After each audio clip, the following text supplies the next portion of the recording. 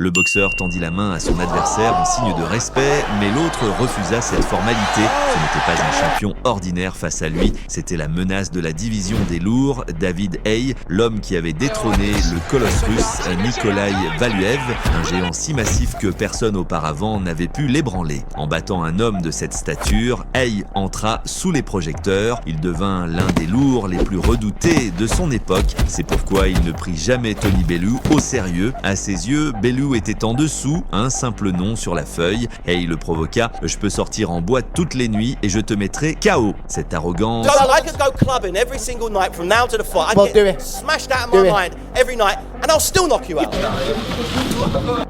brisa la contenance de Bellew. La scène était prête pour un choc d'ego. Personne n'avait prévu la suite. Le karma frappa Haye de façon cruelle. Après avoir mis Bellew au sol, Haye glissa sur le ring. Son tendon d'Achille se rompit dans l'instant. Pour un athlète, c'est une blessure dévastatrice.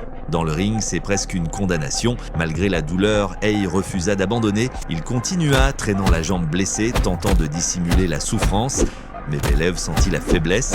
Il pressa l'attaque avec des combinaisons implacables. Chaque coup entamait l'aura du champion. La foule rugit, consciente d'un tournant historique. Haye perdit sa grâce et son explosivité.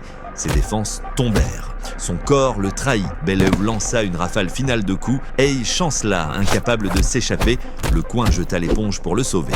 Le public resta suspendu entre stupéfaction et compassion.